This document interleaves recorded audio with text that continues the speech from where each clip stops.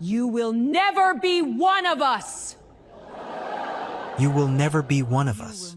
The words echoed through the ballroom like a gunshot. Every conversation died instantly. Monica Jackson stood alone at the center of the room while powerful executives, Mafia captains, politicians, and family members watched her humiliation unfold. Madame Park wasn't whispering anymore. She wanted everyone to hear it. She wanted everyone to know exactly where Monica belonged. For 3 years, she had treated her daughter-in-law like an outsider. But tonight, she had decided to do it in front of the entire empire. Then Monica smiled. Not the smile of someone hurt. Not the smile of someone defeated. The smile of someone who had just made a decision. A decision so dangerous that it would shake the foundations of the Park Empire before sunrise. Across the ballroom, one elderly executive suddenly stood up, his face drained of color. He wasn't looking at Madame Park. He was looking at Monica, and he looked terrified, because unlike everyone else in that room, he knew something they didn't. He knew exactly what would happen if Monica Jackson ever stopped protecting the people who had spent years underestimating her. Now, before we dive into this one, welcome to Afrohan Tales Besties. If you love a fierce woman who lets the people who underestimate her dig their own graves, hit that subscribe button and the bell right now, because trust me, you do not want to miss what Monica does next. Drop a comment and tell me, should she have walked out, or should she have burned it all down on the spot? Let's get into it. Madame Park waited for the tears. That was how it usually ended with the women who married into this family. A flush of shame, a trembling lip, a quiet retreat to the powder room, while the matriarch sipped her wine and accepted the silent admiration of 300 guests. That was the natural order of things, the order Madame Park had spent her entire life enforcing. So she lifted her chin and waited, certain that the foreign woman who had stolen her son would finally crack in front of everyone who mattered. But Monica did not cry. She held that small, terrible smile and let it sit on her face like a verdict, and the longer it stayed, the more the room began to feel wrong. People who had been ready to laugh found the laughter dying in their throats. A few of them did laugh short, nervous sounds from men near the back who thought they were supposed to, who thought humiliating the boss's wife was a sport the family enjoyed. One of them, a young captain in an expensive suit, even raised his glass in Madame Park's direction. "Well said, madam," he called out, grinning. "Some things you cannot buy with a marriage certificate." A ripple of cruel amusement moved through that corner of the room. Monica turned her head slowly and looked at the young man. She did not glare. She did not snap. She simply looked at him the way a person looks at a name they are writing down to remember later. The young captain's grin faltered. He did not know why. He only knew that the temperature of the room had changed, and that the woman everyone called weak was looking at him as though she already knew how his evening was going to end. Junho Park stood 3 feet from his wife, and he felt all of it. He was the most powerful young man in that ballroom. Heir to the empire. The man whose name made ministers return phone calls within the hour. And for 1 full second, he did nothing. He watched his mother point at the woman he loved and tell 600 people that she would never belong, and his body locked. His mind told him to move, to speak, to put his hand on Monica's shoulder and end this in front of everyone. His pride told him not to humiliate his mother in her own house. And in the war between those two instincts, he froze. 1 second. It does not sound like much, but Monica had spent 6 years reading rooms full of men who lied for a living, and she could measure a second the way a surgeon measures a heartbeat. She felt her husband hesitate. She felt the exact moment he chose silence over her. And though her smile never moved, something behind her eyes closed like a door. That hurt more than anything his mother had said. "Mother." Junho finally found his voice, and it came out low and tight. "That is enough." But it was too late, and Monica knew it, and so did he. Madame Park turned to her son with the satisfied expression of a woman who had won. "I am only saying what everyone here is thinking, Junho. We built this family over generations. We bled for it. And you brought home a stranger and asked us to call her blood." She lifted her glass. "I love you too much to keep pretending." "You don't love him," Monica said. It was the first thing she had said all night, and her voice was so calm, so quiet, that the people straining to hear it had to lean forward. The ballroom went utterly still. "You love being his mother," Monica continued, still smiling that small smile. "There is a difference. One of them would have stopped you from doing this tonight. The other one needed an audience." She set down her own untouched glass with a soft click that somehow carried across the entire room. "But you're right about one thing, Madam Park. I am not one of you. I have never been one of you. And in about 3 hours, every important person in this room is going to understand why that was the only thing that ever kept this family alive." Nobody knew what she meant. Almost nobody. Near the front, the elderly executive who had risen to his feet was no longer pale. He was gray. His name was Director Huang, and he had served the Park family for 31 years, longer than Junho had been alive. And he was the only person in that ballroom besides Monica who understood what she had just promised to do. His old hands were shaking. He reached for the back of his chair to steady himself, and the young man beside him asked if he was unwell, and Director Huang did not answer, because he was watching Monica Jackson smooth the front of her dress and turn toward the doors. "Where are you going?" Madam Park demanded. "I am not finished speaking to you." Monica paused. She looked back over her shoulder, and for just a moment the smile was gone, and what replaced it was almost gentle. "Yes," she said. "You are." And she walked out.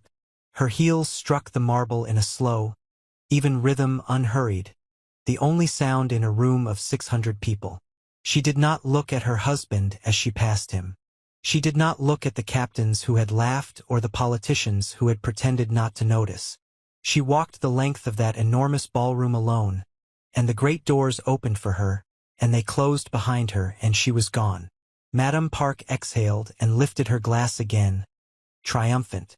"Now," she announced to the room, her voice bright with victory, "let us enjoy the evening.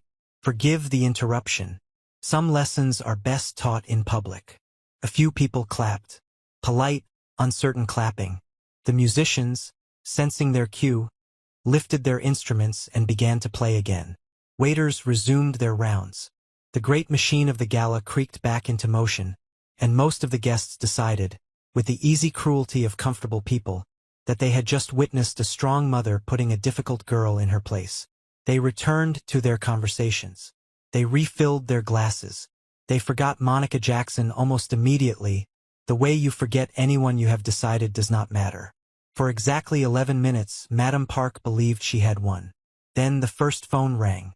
It belonged to a heavy-set man in a charcoal suit who controlled 3 shipping ports on the southern coast. A man whose cooperation had kept the family's goods moving for 2 decades. He answered it with the irritation of someone interrupted during a celebration. "What? I'm at the gala. Can it not?" He stopped. The color went out of his face. He turned away from the table and pressed a finger to his other ear. "Say that again. Say it slowly." A long silence. "That's impossible. We have an arrangement. We have a 20-year. Another silence, longer. When he turned back around, his hand was trembling so badly that the wine in his glass shivered. At a different table, a second phone rang.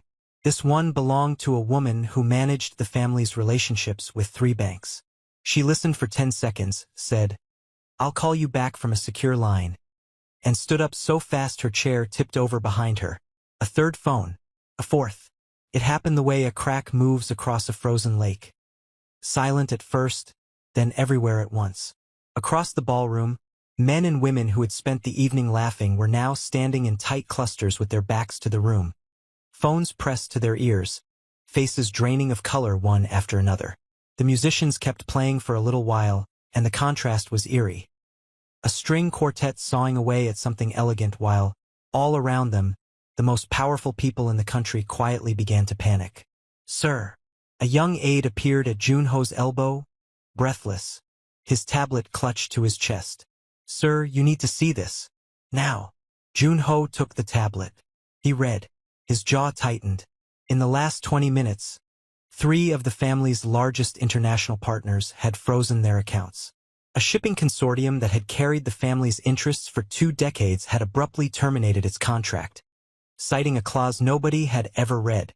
A minister who had taken the family's calls for years was suddenly, mysteriously, unavailable. Money that had moved freely across borders for a generation had stopped moving. Doors that had never once been locked to the park name were locking quietly all over the world, in a sequence so precise it could only have been designed. What is this? Juno murmured. Who is doing this? He looked up, and across the ballroom, through the gathering chaos, his eyes found Director Huang. The old man was staring at him. And the old man was weeping. Who is doing this? Junho said again, louder now, and the room began to hear him, and the music finally stumbled to a stop. Madame Park's triumphant smile was gone. She looked from face to face, from frightened guest to frightened guest, and for the first time in her long, proud life she felt the floor of her certainty begin to tilt. At that moment, nobody in the ballroom understood why panic was spreading across the empire. Nobody except one old man, weeping at the front of the room. And to understand what Director Huang knew, to understand why one woman's quiet smile could unstitch a dynasty in a single night, we have to go back. Not to where Monica Jackson was born. Not to her childhood or her schooling or the long climb that made her.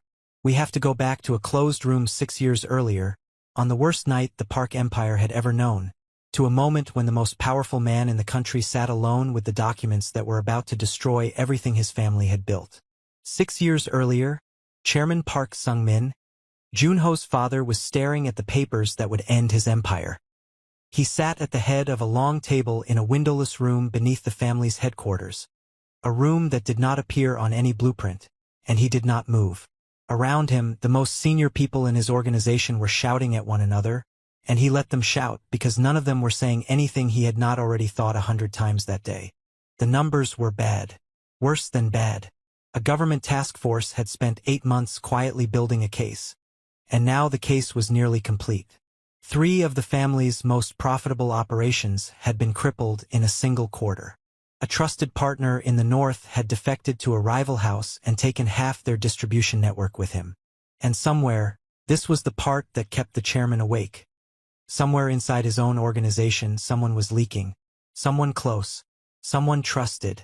Because the task force always seemed to know exactly where to look, and the rival house always seemed to know exactly when to strike, and a man does not survive 40 years at the top of a world like this without learning to recognize the particular cold feeling of being watched from inside his own house. "We fight," said the man at his right hand, a broad-shouldered captain named Beck who had broken more men than he could count. "We find the leak, we make an example, and we hit the northern house so hard their grandchildren feel it. Strength, chairman. They smell weakness. We show them strength. Strength is what got us here," snapped the family's chief financial advisor, a thin, nervous man with ink-stained fingers. "We cannot fight a war and a federal task force at the same time. We need to settle. We negotiate, we pay, we shrink, we survive. A small empire is better than no empire. A small empire is a corpse that hasn't been told yet," Beck growled. And so it went around and around, war and surrender, surrender and war, while the chairman sat in silence and watched the 2 roads in front of him, and saw, with the clarity that comes only at the very end, that both of them led off the same cliff. His son was there too. Junho Park was 26 years old that night, and he sat near the foot of the table with his arms crossed, saying little, watching his father. He was already a hard young man, already feared by people twice his age, but he was young enough to still believe that every problem had a fist that could solve it. He agreed with Beck. He wanted the war. He wanted to find the traitor and the rival and break them both, and he did not understand why his father, the strongest man he had ever known, was sitting so still. Finally the chairman raised one hand, and the room fell silent. "Enough," he said quietly. "You are all giving me the same 2 answers. Va. Surrender. Va. Surrender." He looked around the table at the faces of the men and women who had served him for decades. "If the answer were in this room, we would have found it already. We are out of moves that any of us can see. So I am going to bring in someone who sees moves that we cannot." Beck frowned. "Who?" "There is no one outside this family I would trust with." "I did not say I trusted them," the chairman said. "I said they see things we don't." He nodded to an aide by the door. Bring our guest in. The door opened, and a woman walked in that none of them had ever seen before. She was young, younger than half the people at the table, and she was a black woman, tall and unhurried, dressed in a plain dark suit with no jewelry and no expression that any of them could read. She carried a single slim folder under one arm. She did not look frightened to be in a room full of the most dangerous people in the country. She did not look impressed by them either. She simply walked to the empty chair the aide indicated, set down her folder and sat and waited, as if she had all the time in the world and they were the ones who were late. For a moment nobody spoke. Then Beck laughed. A short, ugly bark of a laugh. Chairman, with respect. We are bleeding to death and you have brought us a secretary. I've read about your problem, the woman said. She did not look at Beck. She opened her folder. You think you have one leak. You have three. You think the Northern House is your enemy. The Northern House is a distraction someone inside this family is paying for. And the government task force that you believe is 8 months into its investigation. She turned a page. Actually has everything it needs to move against you already. It hasn't moved yet. Would anyone like to guess why? The room went very, very quiet. Because someone is telling them to wait, she said, and looked up at last, and her eyes went straight to the chairman's. Someone wants this house to fall slowly, from the inside, so that when it collapses there is a clean hand ready to pick up the pieces. You are not being attacked, Chairman Park. You are being inherited by someone you trust, and you have perhaps 4 days before it is finished. Beck stopped laughing. The chairman leaned forward. Who are you? My clients call me the ghost architect, the woman said. You can call me Monica. I don't fix problems with strength, Mr. Park, and I don't fix them with surrender. I fix them with information, and I have just shown you that I already know more about what is killing your family than every person at this table combined. She closed the folder. I have one condition before I take this job. Everyone in this room follows my instructions exactly, including your son, including your captain who thinks I'm a secretary, and including you. The moment any of you decides you know better than me, I walk out that door and you can go back to choosing how you'd like to die. War or surrender. Your choice. Nobody at that table had ever heard anyone speak to Chairman Park that way and remain standing. Junho was on his feet before he realized he'd risen. You do not give my father conditions, he said, his voice cold and quiet and dangerous. You do not even know who you are talking to. Monica regarded him with mild interest, the way you might look at a dog that has decided to bark. You're the son, she said. Juno, you want a war because a war is simple and you are good at simple things. You looked at the numbers tonight and you saw an enemy to hit. You did not see that 2 of the figures on page 4 don't add up, and that the man who prepared them for you is the same man who introduced your father to the Northern House 11 months ago. She tilted her head. Should I keep going? Or would you like to sit down? Junho did not sit down, but he did not speak again either, because he had, in fact, noticed that 2 figures on page 4 didn't add up. He had noticed it an hour ago and dismissed it as a clerical error. And he was now staring at a stranger who had noticed the same thing, and known what it meant, and traced it to a man Junho had trusted since he was a boy. The chairman looked at this woman for a long time. Then he did something his son had never once seen him do. He laughed. A real laugh, low and surprised and almost relieved. The laugh of a drowning man who has just felt something solid under his feet. Sit down, Junho, the chairman said. She's the first person to walk into this room all night who isn't afraid of me. He folded his hands. Miss Monica, you have your conditions. Every one of them. Now tell me how to save my family.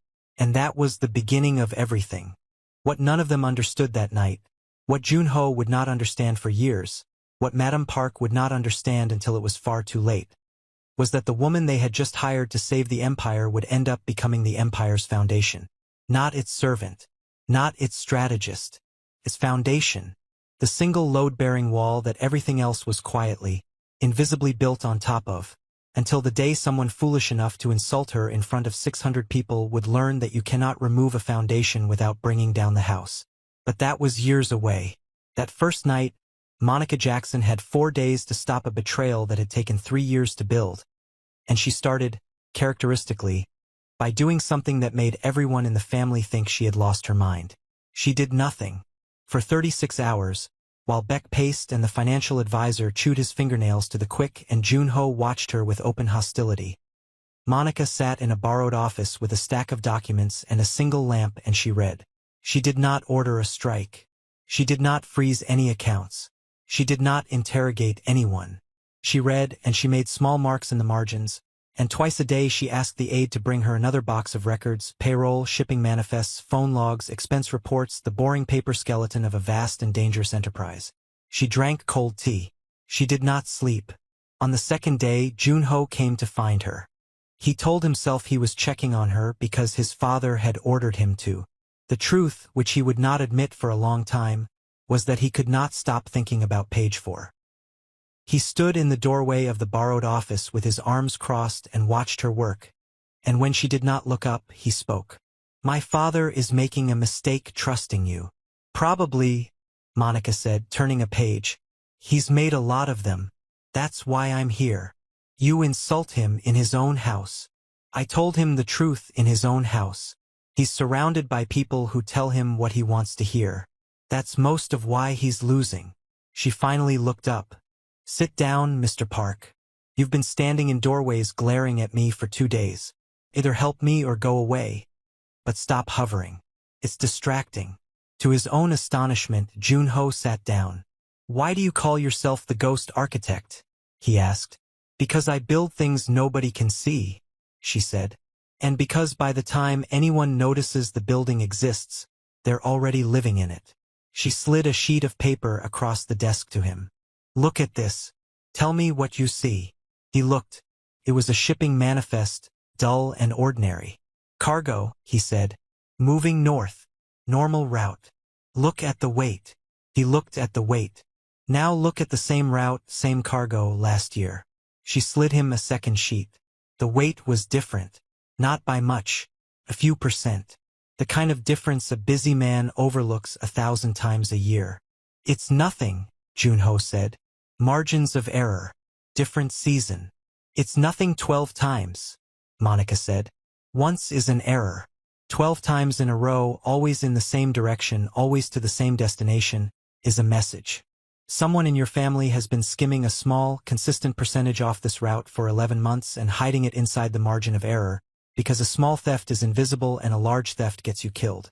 And the money isn't going into a pocket. I traced it." She pulled a third sheet. "It's going to a numbered account that, for transfers later, ends up funding the Northern House's lawyers. The same lawyers who are quietly feeding the government task force.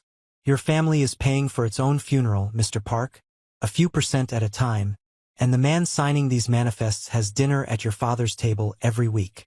Junho stared at the 3 sheets of paper. "Who?" he said. His voice had gone very low.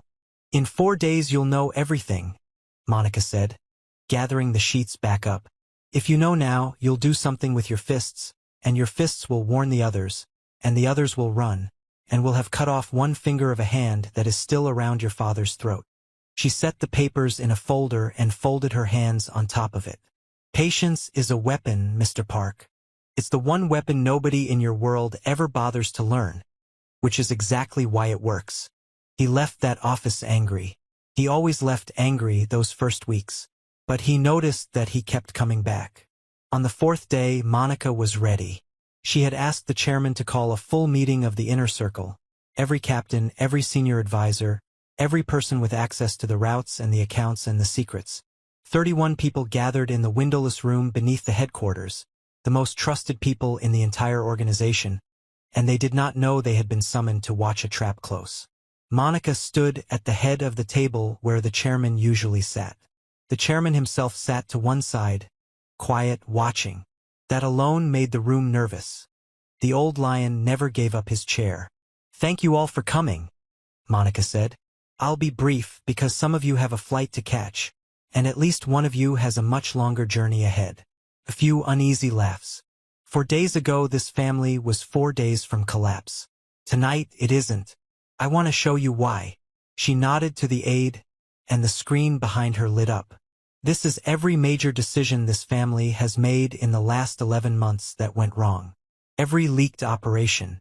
Every missed payment. Every deal that mysteriously soured. I've laid them out on a timeline. The timeline filled the screen.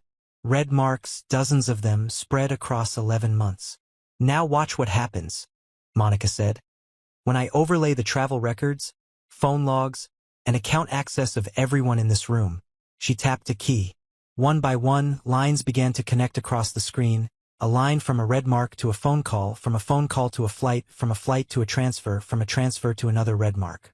For most of the people in the room, the lines were scattered, harmless, random. But as the diagram built itself, one pattern emerged from the noise like a face appearing in static. Every single disaster, every leak, every loss traced back through a different innocent-looking step to the same three people. And the three lines, in turn, all bent toward one figure at the center. The room had gone silent enough to hear breathing. Beck, the broad-shouldered captain who had laughed at her 4 nights ago, was staring at the screen with his mouth slightly open. Because he could read it now, anyone could read it now, and he was watching the proof assemble itself in front of 31 witnesses. At the center of the diagram was a name. It belonged to a man sitting calmly near the chairman's right hand. A silver-haired, soft-spoken man named Director Yu, who had served the family for 25 years, who had held Junho as an infant. The most trusted man in the organization after the chairman himself. "No," Director Yu said. He smiled, but the smile was wrong. "This is a trick. This woman has been here 4 days. She's fabricated." "You introduced the chairman to the Northern House," Monica said calmly. 11 months ago. You signed the shipping manifests on the southern route. You authorized the account that pays the lawyers who feed the task force. You told the task force to wait, because you needed time to position yourself to inherit a clean empire after this one fell. She tilted her head. "Should I show them the recordings, Director Yu? Or would you like to save us all the trouble?" Director Yu stopped smiling. What happened in the next 60 seconds happened very fast, and most of the people in the room would describe it differently afterward. Yu's hand moved toward his jacket. Beck, who 4 nights ago had called Monica a secretary, and who had spent the last 4 days quietly coming to a very different conclusion, was faster, and 3 of his men were faster still, and the silver-haired traitor was on the floor before the chairman had even risen from his chair. Monica did not flinch. She did not even look. She closed the folder in front of her and turned to Chairman Park. "That's your leak," she said. All 3 threads ran through him. The Northern House will collapse within the month without his funding. The task force will lose its inside source by morning. And the men he recruited inside this family are the 11 names on the sheet I'm handing you now. I'd suggest you deal with them quietly. Tonight, before any of them realize Director Yu has fallen. She picked up her single slim folder. "My work here is done. You'll have my invoice by the end of the week." And she turned to leave. "Wait," the chairman said. She paused. The old man looked at her. This woman who had walked into the worst night of his life and, in 4 days, without raising her voice, without firing a shot, without making a single threat, had found the knife in his back and removed it so cleanly that he had barely felt it leave. He looked at her the way a man looks at something he has waited his entire life to find and never expected to. "Don't send me an invoice," Chairman Park said. "Send me a price. Whatever it is, I'll pay it. Stay. Work for this family. Not for 4 days. For good."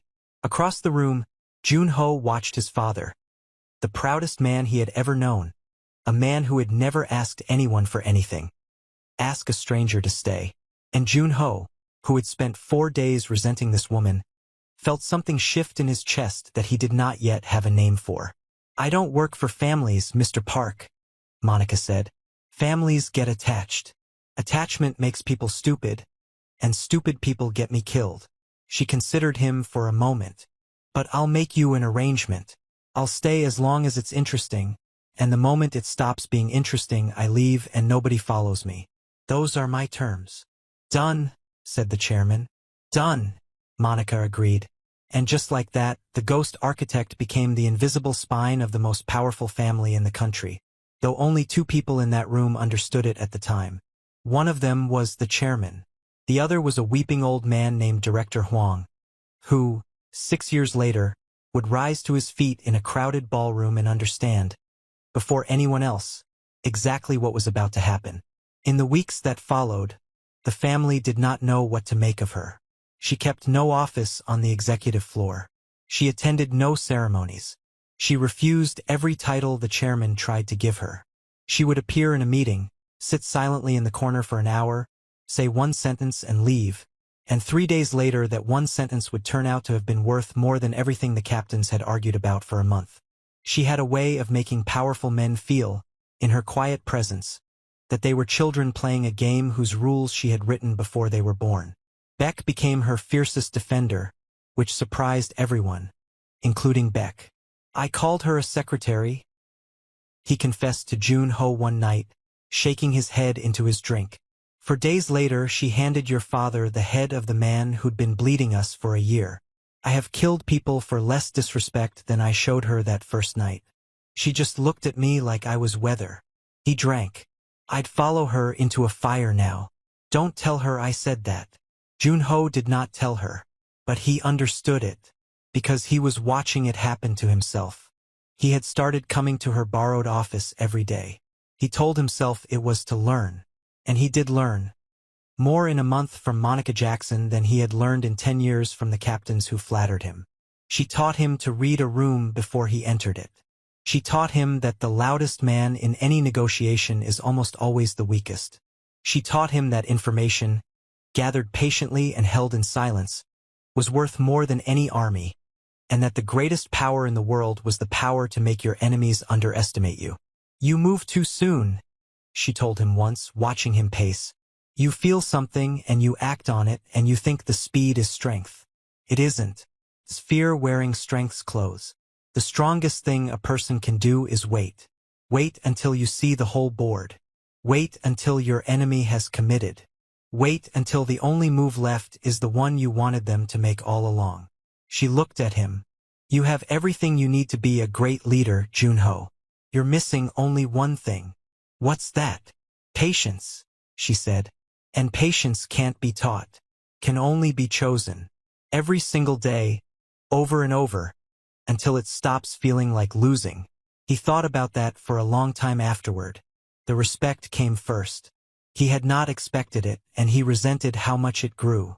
Then, slowly, against his will and entirely without his permission, the respect became something warmer, and one evening he caught himself laughing at something she'd said. Really laughing, the way he hadn't laughed since his mother had started planning his life for him.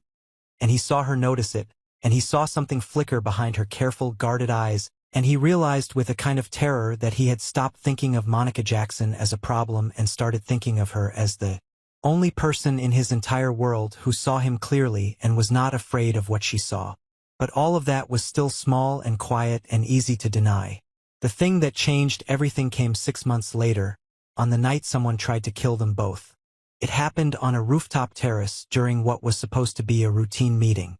The family was finalizing a delicate arrangement with a coastal partner, and Jun-ho had been sent to close it, and Monica had come along because, in her words, "The partner is lying about something and I want to see his face when he does it." They were alone on the terrace, waiting, when Monica went suddenly still. The particular stillness Jun-ho had learned to fear, the stillness of a woman who has just heard a wrong note in a familiar song. "We need to leave," she said quietly. "Now. Don't look around. Walk toward the stairs like we're bored." "What is it?" "The partner's men are in the wrong positions. They moved to cover the exits 40 seconds ago. We're not closing a deal tonight, Jun-ho.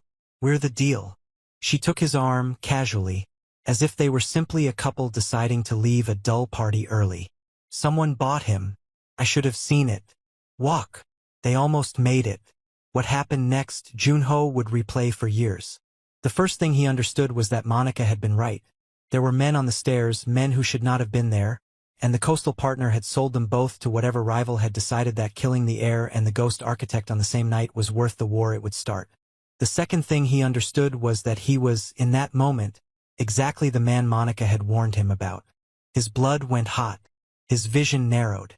Every instinct he had screamed at him to charge, to fight, to meet the threat with force. "No," Monica said, gripping his arm hard. "Not yet. Wait. They're going to. Wait." Her voice was iron. Trust me. 3 more seconds. 2. He did not understand. But he had spent 6 months learning to do the hardest thing she had ever taught him. And so, against every screaming instinct in his body, he waited. And in those 3 seconds, the trap that had been set for them sprang shut on the men who set it. Because Monica had not been idle on that terrace. From the moment she'd felt the wrong note, she had been counting men, counting exits, counting the seconds until the family's own security detail, the one she had quietly repositioned that afternoon on a hunch she hadn't bothered to explain to anyone, came around the building below. She had not warned Junho because she had not been certain. She was rarely uncertain. She had hated the feeling. But she had moved the pieces anyway, on instinct, the way a grandmaster makes a move whose purpose won't be clear for 10 turns. And now, in the dark on a rooftop, the purpose became clear all at once. The men on the stairs never finished what they came to do. The family's security, exactly where Monica had placed them, closed the trap from below. And Junho Park, heir to an empire, the most dangerous young man in the country, stood on a rooftop and watched a woman who had never in her life raised a hand against anyone defeat an ambush with nothing but patience and a hunch she'd been too modest to mention. When it was over, his hands were still shaking with adrenaline. Hers were perfectly steady. "You knew," he said. "You knew this afternoon. You moved the security yourself." "I suspected," Monica corrected. "I'm right more often than I'm wrong. But I'm not a fortune teller, Junho. I just look at the board longer than other people, and I trust what it tells me even when it tells me something inconvenient." She looked out over the dark city. "Your partner is going to run tonight. Let him. He'll lead us to whoever paid him, and that person is the one who actually matters." She finally turned to look at Junho, and something in her face was different, softer, and more frightened than he had ever seen it. "You waited," she said. "When everything in you wanted to charge, you waited. Do you know how rare that is? Do you know how long I've watched men in your world die because they couldn't do the one thing you just did?" "You taught me," he said. "I taught a lot of men a lot of things," Monica said quietly. "You're the first one who listened." They stood there on the rooftop in the dark. The city spread out beneath them. 2 people who had just survived something together, and the air between them changed in a way that neither of them would ever quite be able to explain. He did not kiss her. She would not have allowed it, not then. But something was decided on that rooftop silently by both of them at once, the way the most important things are always decided, long before anyone says them out loud. And far below, unseen, the coastal partner ran exactly as Monica had predicted, straight toward the person who had paid him, a person whose name Monica did not yet know, but whose ambition she had already begun to smell. It was a younger brother, a second son, a man who smiled easily and was loved by everyone and had spent his entire life standing one step behind a throne he believed should have been his. His name was Park Dae-sung, and he had just learned, to his fury, that the heir's strange foreign advisor was not the harmless curiosity he had assumed. She was the single greatest threat to everything he had been patiently planning since before Junho was old enough to shave. He would not make the mistake of underestimating her again. He would make a far worse one. He would decide to destroy her. But Dae-sung was, in his own way, a patient man too. More patient than his loud nephew. More patient than the captains. Patient enough to have waited decades for his moment. He did not move against Monica directly. He watched. He learned. He gathered. He smiled at family dinners and asked Monica polite questions about her work and filed away every answer. And he began, slowly, to understand the one truth about the ghost architect that could be turned into a weapon. She could not be beaten with information, because she had more of it than anyone. She could not be beaten with force, because she never put herself where force could reach her. But she had one weakness, and Dae-sung found it the way a patient man finds anything, by watching and waiting, and paying attention to the things everyone else ignored. Monica Jackson had begun to love his nephew. And a woman who loves is a woman who can be hurt. The wedding, when it finally came, surprised everyone except the 2 people getting married. It had taken 2 years. 2 years of Monica insisting that what was between them was a bad idea, that attachment made people stupid, that she had warned him on the first night that she didn't work for families because families got attached. 2 years of Junho proving, slowly and patiently, using, to her quiet amusement, the exact lessons she had taught him, that he was not going anywhere. He did not chase her. He did not overwhelm her. He simply stayed and listened and saw her and waited until one evening she looked at him across a table covered in documents and said, "You're using my own patience against me." And he said, "You taught me it was the strongest thing a person could do." And she had laughed, and that, more or less, was that. The chairman approved without hesitation. "You think I don't know what she is to this family?" he said to his son, when Junho came to him formally. "She is the reason there is still a family for her to marry into. Marry her tomorrow. Marry her tonight. I have been waiting 2 years for one of you to come to your senses." Then his face grew serious. "But understand something, my son. Your mother will not see what I see. Your mother sees a foreigner, a stranger, a woman with no family name and no fortune and the wrong face for the photographs she keeps in her head of what this family is supposed to be. She will fight this. She will fight it for as long as she lives." He put a heavy hand on Junho's shoulder. "And you will have to choose again and again, for the rest of your life, between the woman who gave you life and the woman who gives your life meaning. I am sorry for that. It is the only thing about this marriage that I regret." Junho did not understand, then, how completely his father was right. Madame Park learned of the engagement and did not speak for 3 days. When she finally did speak, it was not to her son and not to Monica, but to her husband in the privacy of their rooms, and what she said was this: "You would put a stranger above your own blood. I would put the architect of our survival where she belongs." The chairman replied, tired. "She is not a stranger. She is the most valuable person this family has produced in 2 generations, and the only reason you don't see it is that she didn't ask your permission to be valuable. She has bewitched our son. She has educated our son. There is a difference, though I don't expect you to learn it." The chairman looked at his wife, this proud woman he had loved for 40 years, and he felt the first cold edge of a grief he could not yet name. "I am going to tell you something, and I need you to hear it, because I will not be here forever, and there may come a day when this family's survival depends on whether you listened. Monica Jackson is not a threat to this family. She is the wall this family is standing on. The day you decide to push against that wall, you will not be hurting her. You will be hurting all of us. Do you understand me?" "I understand," Madame Park said coldly, "that you have chosen her over me." And there, in that one sentence, was the whole tragedy that would take 6 years to finish. Because the chairman had not chosen anyone over anyone. He had simply seen the truth and named it. But his wife could only hear the world in the language of rank and place and whose name came first. And in that language, the truth sounded like betrayal, and she would carry the wound of it to a ballroom 6 years later and tear it open in front of 600 people. The wedding was beautiful and tense. Monica wore a white wedding gown, and she was, the guests agreed in whispers, breathtaking, though many of them were careful to whisper it where Madame Park could not hear. The chairman gave a toast that brought half the room to tears, a toast in which he called Monica the daughter this family did not deserve and could not survive without, and which Madame Park sat through with a smile so brittle it looked carved from ice. When it was Madame Park's turn to welcome her new daughter-in-law, she rose, lifted her glass, and said, "To my son's wife." That was all. 5 words. Not Monica's name. Not a blessing. Just a placement, a label, a line drawn in the air.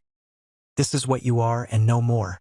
Monica met the older woman's eyes across the room and smiled the same small, patient smile she always wore, and lifted her own glass in return and said nothing. She had been raised in rooms far crueler than this one.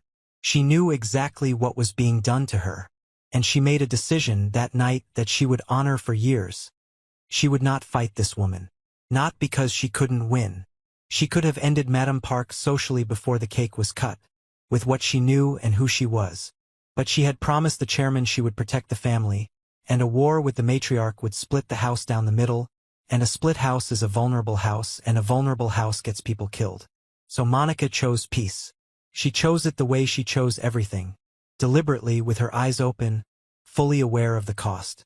She did not yet know that her own husband would one day stand frozen for a single second while that same matriarch tried to humiliate her in public, and that the single second would cost more than all the years of cold dinners combined. But that was still in the future. For now, Monica Jackson married the man she loved, in a room full of people who did not know that she had saved every one of their lives, and she took her place at the edge of a family that would spend 3 years pretending she was nobody, never once suspecting that the quiet woman they ignored at dinner held, in her patient and unhurried hands, the only set of keys that could lock every door in their world at once. And in a quiet corner of that wedding, nursing a glass of wine and a lifetime of patience, Park Dae-sung watched his nephew marry the one person standing between him and everything he had ever wanted. And he raised his glass to the happy couple, and he smiled, and he began, very slowly, to plan. For the first year, the marriage was happier than either of them had expected, and far happier than Madame Park could stand. They worked side by side. In public, Monica remained what she had always been. Quiet, unhurried, easy to overlook, a woman who sat at the edge of the family photographs and let other people believe they were running things.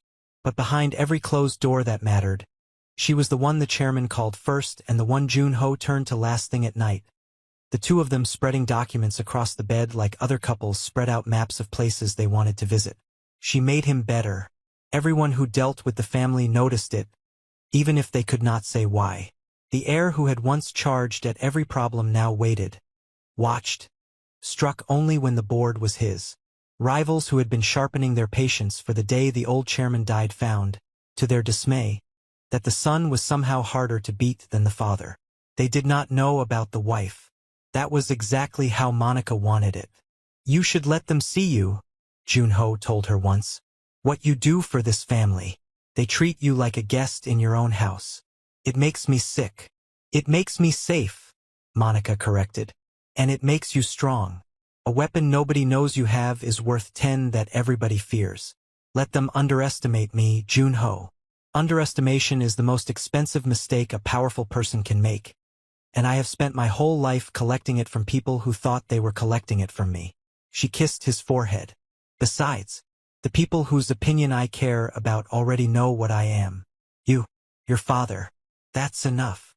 It was the chairman who understood best, and it was the chairman who, that first year, did the quietest and most consequential thing of all. He came to Monica alone one evening, in the borrowed office she still refused to upgrade, and he closed the door, and he sat down across from her with the heaviness of a man who has been thinking for a long time about his own death. "I am not a young man," he said, "and this family has more enemies than it has friends, and most of the friends are only enemies who haven't been paid enough yet. When I die, and it will be sooner than my son thinks, there will be a fight for everything I have built. You know this. You have probably already mapped it." He smiled faintly. "Of course you have. 3 likely factions," Monica said. "2 I can manage. 1 I'm still watching." "Dae-sung," said the chairman. Monica did not answer. That was answer enough. The old man nodded slowly. "My brother has smiled at me for 50 years, he said. "He smiled when our father chose me. He smiled at my wedding. He smiled when Jun-ho was born and a throne he wanted moved 1 more seat away from him. He is the most patient man I have ever known, and I have spent my whole life pretending not to see the thing behind his eyes, because he is my blood, and a man does not want to believe his own brother is counting the days until his funeral." He leaned forward. "I cannot prove anything. He is too careful. But I know him, Monica. When I am gone, he will move. And the only person in this family with the patience and the mind to stop him is sitting across from me right now." "Jun-ho," Monica began. "Jun-ho will be grieving," the chairman said. "Jun-ho will be angry. And a grieving angry man is exactly the kind of man Dae-sung knows how to beat. He has been studying my son's temper since the boy was 4 years old." He reached into his coat and laid a single black folder on the desk between them. "So I have done something. And I need you to never tell anyone. Not Jun-ho, not my wife, no one. Until the day it becomes necessary. Do you understand? This is the most dangerous thing I will ever hand to anyone." Monica looked at the folder. She did not touch it yet. "What is it?" "Insurance," the chairman said. "Against the day this family forgets what you are." And he told her. He had spent the better part of 2 years quietly restructuring the true foundations of the empire. Not the things that showed, the headquarters and the holdings and the names on the doors, but the deep machinery underneath. The international accounts that the whole operation breathed through, the emergency reserves built up over 40 years for the day catastrophe came, the strategic authorities that let the family move money and goods and influence across a dozen borders without asking anyone's permission. All of it, every critical thread, he had rerouted through a structure that answered to exactly one set of keys. Monica's. If this family is ever truly in danger, the chairman said, if Dae-sung ever gets close enough to take it, or if the day comes when they have so completely forgotten your worth that they would let the whole thing burn rather than listen to you, you can stop everything. Freeze every account. Close every door. Halt the entire empire in a single night, from anywhere in the world, with no one able to undo it but you. His old eyes were steady. Not because I love you more than my son, because I trust your judgment more than I trust the world to be kind to you after I am gone. A wall does not need to be loved to hold up a house, Monica. But the day someone tries to tear it out, I wanted the house to come down on their heads, not on yours. Monica sat in silence for a long time. You're asking me to be the thing that can destroy your family, she said finally. I'm asking you to be the thing that means no one ever can, the chairman replied. There is a difference. I am betting my whole life's work that you are wise enough to know it. He slid the folder the last few inches toward her. Will you carry it? She took the folder, and neither of them ever spoke of it again.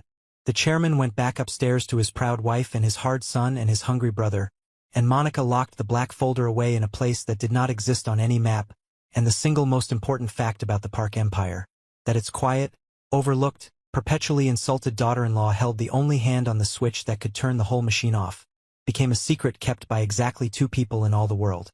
Soon it would be 1. Because the chairman was right about his own death. It came 11 months later, quietly, in his sleep, the way it almost never comes to men like him. And it took with it the only person besides Monica who knew what she truly was, and the only person alive who could have protected her from what came next. The family buried him with the honors of a king. Ministers came. Rivals came, wearing the careful faces of men attending the funeral of someone they were glad to see gone. Dae-sung came, and he wept the most beautiful tears anyone had ever seen, and he gave a eulogy so moving that half the room was sobbing, and Monica watched him from the edge of the family. Where else, and understood, with the cold clarity that never left her, that the war the old man had warned her about had just begun, and that her only ally in it was now in the ground. Jun-ho became chairman. He was good at it, harder and wiser than his enemies had hoped. But he was grieving, exactly as his father had predicted, and a grieving man builds walls in the wrong places. And Madame Park, freed at last from the husband who had defended the foreign daughter-in-law, began in earnest the long campaign that would end in a ballroom 6 years later. It started small, the way these things do. A seating chart with Monica's name left off, so that she had to pull up a chair and sit at the edge of her own family's table while Madame Park watched with thinly veiled delight. A family portrait in which everyone was arranged in the center and Monica was eased, by 100 small adjustments, to the very edge of the frame. A charity gala at which every member of the family was introduced with a flourish of titles and praise, and Monica was introduced as 4 words, my son's wife. Not even granted the dignity of her own name in a room full of strangers. Monica endured all of it. She endured it the way she did everything, with that small patient smile, never raising her voice, never retaliating, until the family began to mistake her silence for submission and the question that would haunt the watching world began to take shape. Why does she allow this? Why does a woman that capable, that composed, that clearly unafraid, sit still while a bitter old woman grinds her down year after year? The answer was the promise she had made to a dying man. The answer was that she had counted the cost of war with the matriarch and decided the family could not afford it. The answer was that she loved her husband, and a public fight would force him to choose between his wife and his mother in front of the whole world, and she was not ready to make him do that. Not yet, not until he was ready to choose without being forced. But there was someone watching who understood all of this perfectly, and who saw, in Monica's chosen silence, not peace but opportunity. Park Dae-sung had spent 4 years since that rooftop ambush learning everything there was to learn about the ghost architect, and he had reached 3 conclusions. She could not be beaten with information. She could not be reached with force. But she had, against all her own rules, allowed herself to love, and more than that, she had allowed herself to be bound by a promise of peace that tied her own hands. She would not strike at the family from inside. She had decided that years ago, which meant that someone clever enough and patient enough could attack her again and again, knowing she had chosen not to fully defend herself. He began with information because that was where she lived, and where he most wanted to prove he could beat her. He leaked a document, carefully forged, beautifully done, suggesting that Monica had been quietly moving family money into accounts of her own. He fed it to two captains who had never liked the foreign woman, and he sat back to watch the doubt spread. It spread for exactly 1 day. Then Monica appeared at a meeting she had not been invited to, sat down in the corner, and waited until the whispering had reached its peak. "Before anyone embarrasses himself further," she said quietly, and laid 3 pages on the table. "The document you've all been passing around was created 6 days ago on a machine that did not exist until last month, by someone who did not realize that the account numbers he forged follow a format we stopped using 2 years ago. I've traced the machine. I've traced the hands.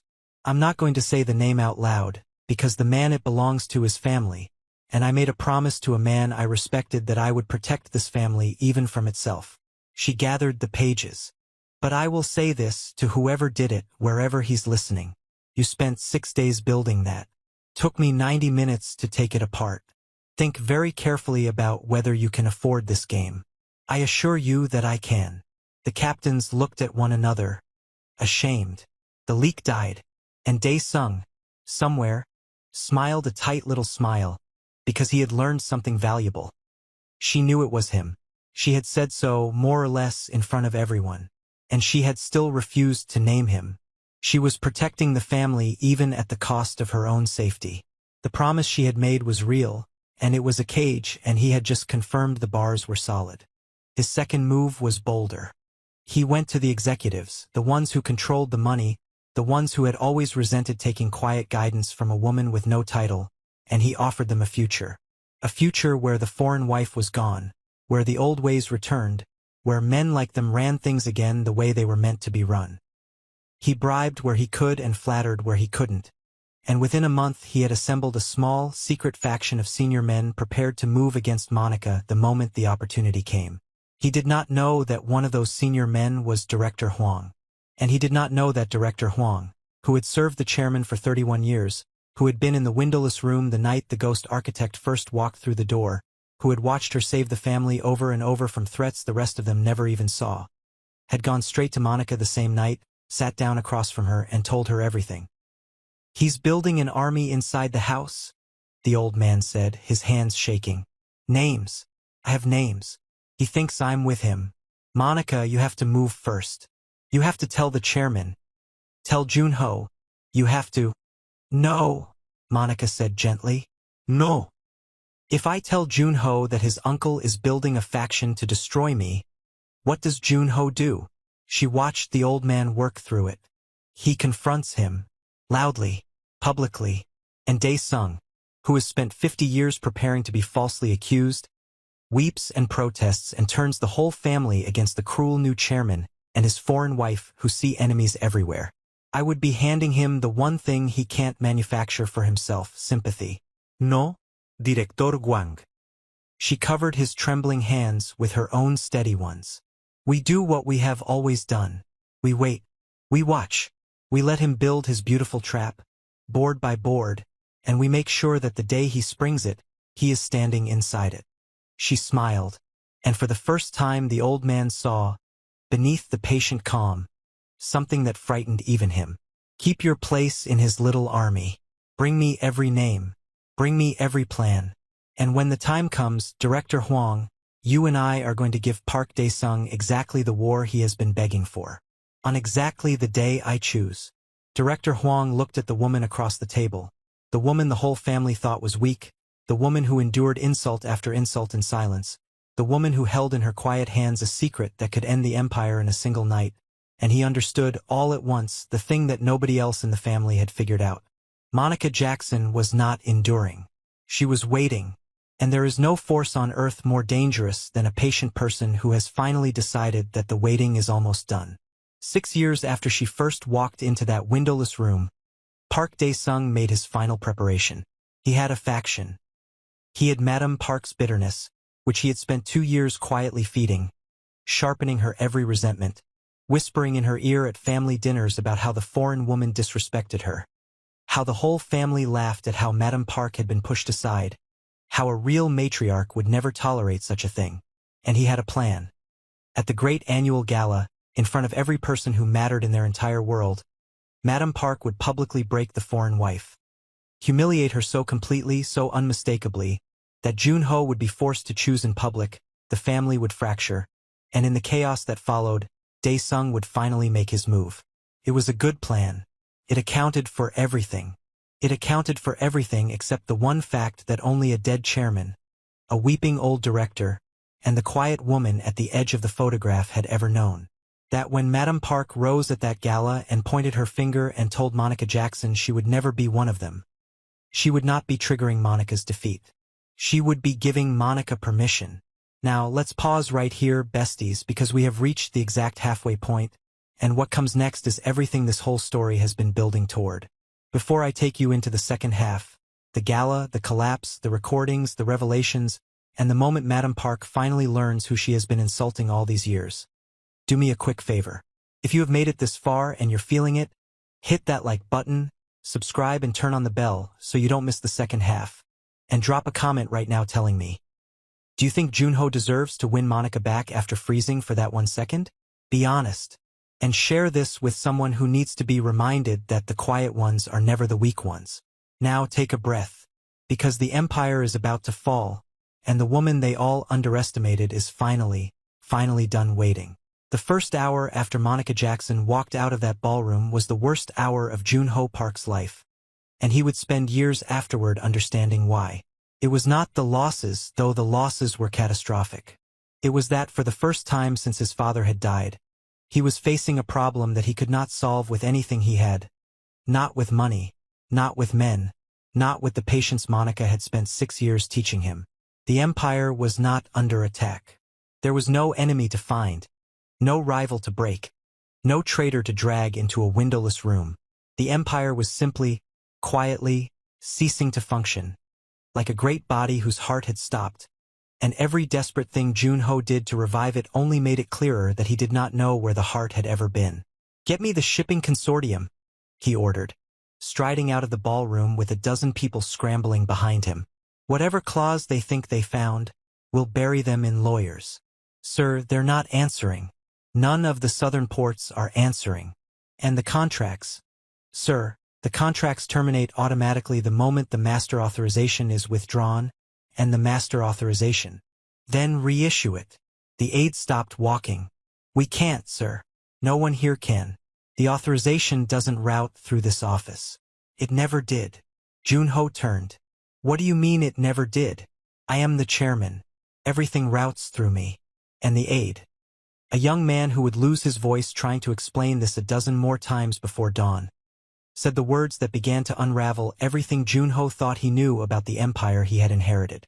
"Sir," he said quietly, "I've been trying to tell you for 20 minutes. Doesn't. The accounts, the reserves, the international authorities, the deep machinery, the part everything else breathes through. It answers to a single set of keys, and those keys aren't yours. They never were. Your father built it that way. We're only finding out now because tonight, for the first time in 6 years, somebody used them." The hallway went very still. "Who?" Jun-ho said. But he already knew. He had known, somewhere beneath the panic, from the moment the first phone rang. He had known when he saw Director Huang weeping. He had known, if he was honest, since the second he froze in that ballroom and watched a door close behind his wife's eyes. "You know who, sir?" the aide whispered. Across the country and across the world, the machinery kept going dark. It did not happen violently. That was the terror of it. There were no alarms, no breaches, no enemies storming the gates. There was only a soft, total, beautifully engineered withdrawal, accounts freezing in a precise sequence, partners going silent in a precise order, protections lifting one after another like lights being switched off in a vast house by someone walking calmly from room to room toward the door. It was not the work of an attacker. It was the work of an owner. And it was unstoppable because the only hand that could stop it belonged to the woman they had spent 3 years pretending was nobody. What no one would later remember, because the night belonged so completely to Monica, was that Junho Park fought like a man possessed to save what was slipping through his fingers, and that he was magnificent at it. He set up a command post in his father's old study and ran it for 4 hours without sitting down. He was not panicked. He was precise. He divided the crisis into pieces and assigned each piece to the people best suited to it, and he worked the phones himself, calling in every favor, every debt, every loyalty the family name had bought over 40 years. When the southern ports went silent, he reached the consortium's owner directly, at home, and spoke to him for 20 minutes in the calm, hard voice his enemies had learned to fear, and the man, who genuinely respected Junho, told him the truth.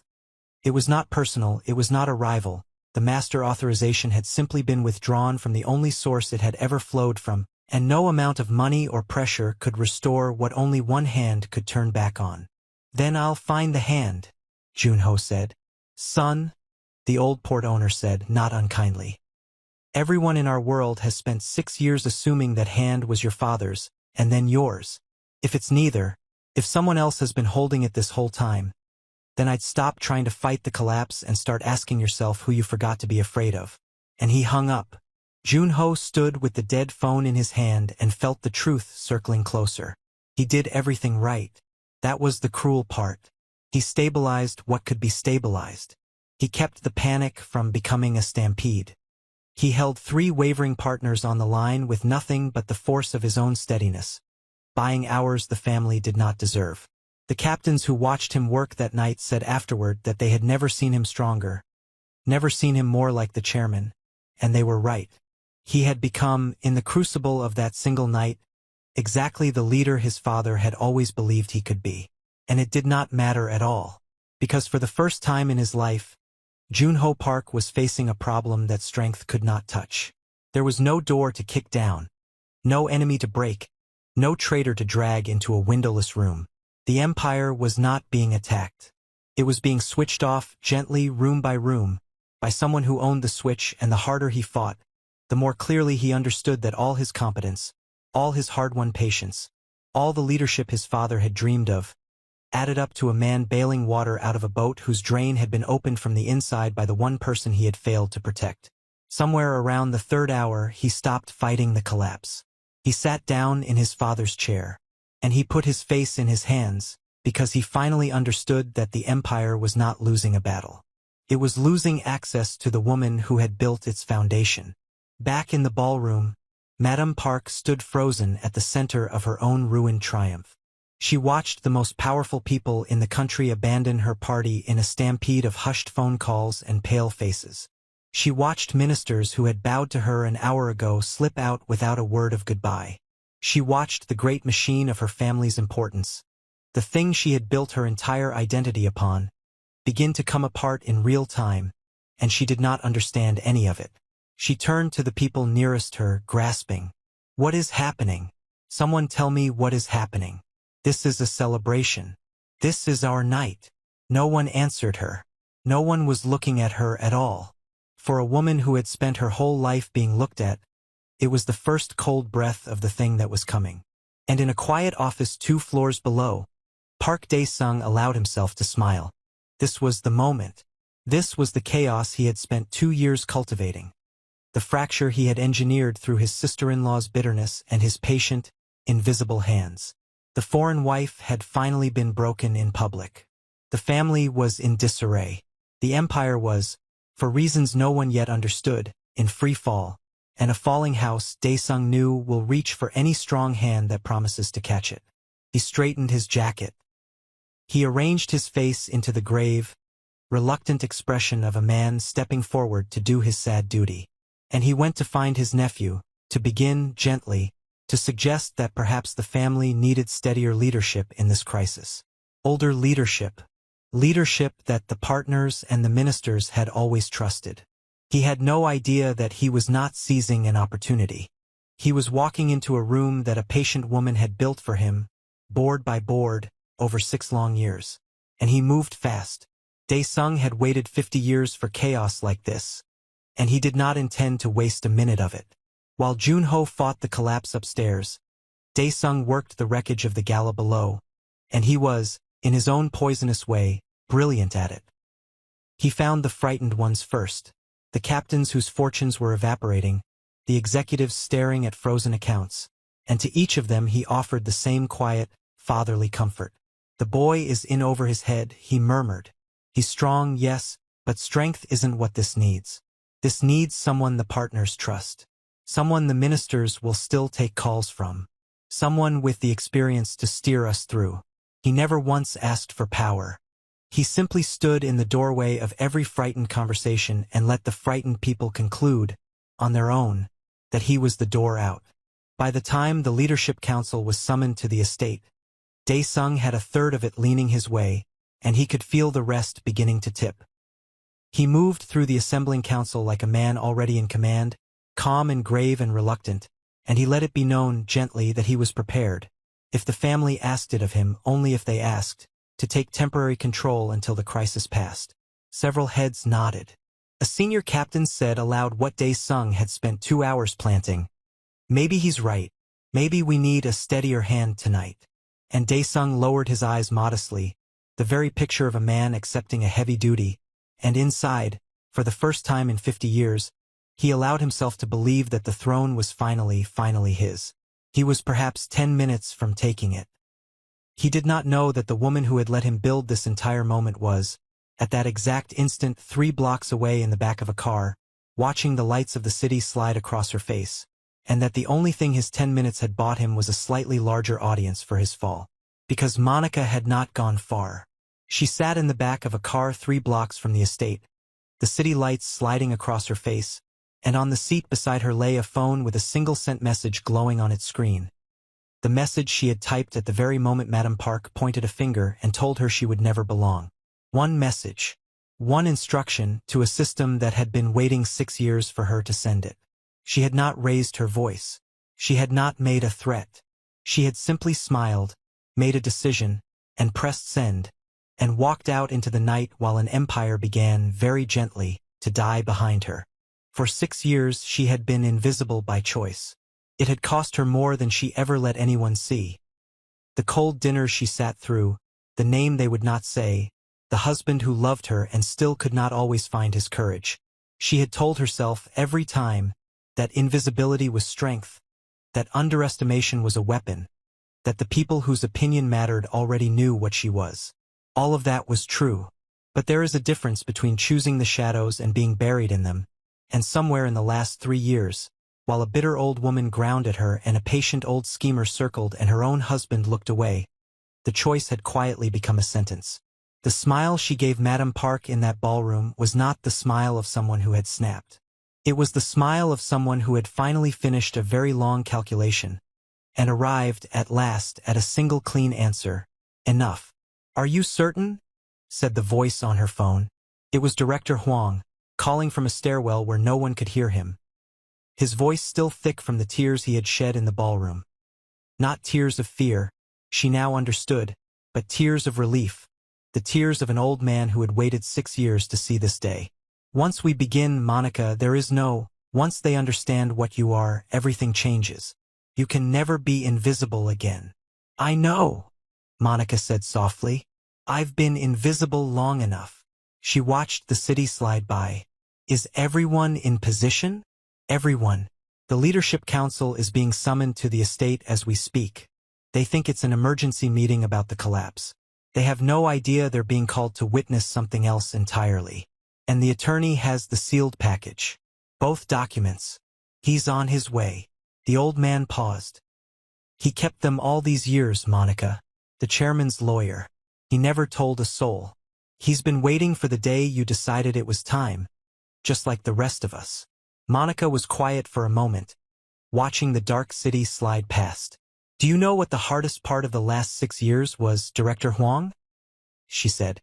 "It wasn't the insults. I've been insulted by people far more powerful than Madame Park. It wasn't even Daesung. Men like him are almost restful to deal with, because they're so predictable. The hardest part was the waiting, holding all of it. Everything the chairman gave me, everything I knew, everything I could have done on any night I chose, and choosing over and over every single day to do nothing. To sit at the edge of the photograph. To let them believe what they wanted to believe. She closed her eyes briefly. He told me once that patience can't be taught, only chosen. I chose it 10,000 times. And tonight, for the first time in 6 years, I get to choose something else. And after tonight? The old man asked softly. When they all know what you are. When you can never be the quiet woman in the corner again. Then they'll have to deal with me as I actually am, Monica said. Which, I think, is what the chairman wanted all along. He didn't give me those keys so I could stay hidden forever, Director Huang. He gave them to me so that, on the day this family forgot itself, someone could remind it. Tonight's the reminder. A faint smile touched her voice. Now stop worrying about me. You've been worrying about me for 6 years. Worry about whether the chairs in that hall are bolted down, because some of those men are going to need to sit very suddenly. The old man laughed. A wet, relieved, astonished laugh. Then it's time, said Monica Jackson. Take me home, she said to his driver. I have a family to save. One last time. The leadership council assembled in the great hall of the estate just before midnight. 30 of the most powerful figures in the entire organization, summoned from the wreckage of the gala, their faces gray with the panic of men who have watched their fortunes evaporate in a single evening. Junho stood at the head of the room, hollow-eyed, having spent 4 hours fighting a fire he could not find. Madame Park sat to one side, smaller than anyone had ever seen her, finally beginning to sense that something far larger than her own cruelty was unfolding around her. And Dae-sung moved through the crowd like a doctor through a ward, murmuring comfort, planting doubt, gently and reluctantly making the case to anyone who would listen that the family needed a calmer, older, steadier hand in this terrible hour. He was in the middle of one such murmured conversation when the great doors opened, and Monica Jackson walked back in. The room went silent the way the ballroom had gone silent hours before, but this silence was different. This was not the silence of an audience watching a humiliation. This was the silence of 30 powerful people realizing, all at once, that the woman they had ignored for years had just walked into the center of the most important night of their lives as though she owned the floor she stood on. She had changed out of the emerald gown. She wore a plain dark suit now, the same kind of suit she had worn the first night, 6 years ago, when she walked into a windowless room and told a chairman he had 4 days to live. She carried a single slim folder under one arm, and behind her came an old man with his head held high, and a family attorney carrying a sealed black case. And the message was as clear as anything Monica had ever said out loud. I am done waiting. She had walked in at the exact moment Dae-sung's hour was about to pay out. The senior captain had the floor. The words, I move that my uncle take temporary control, were halfway out of a younger council member's mouth. The throne had been inches from changing hands. And then the doors opened, and a quiet woman in a plain dark suit walked into the center of it.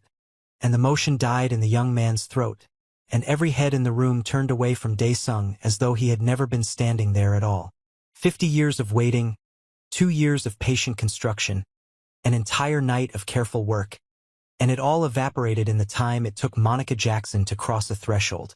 Dae-sung felt the room's attention leave him like warmth leaving a body, and for the first time that night, the smooth and patient mask showed a crack.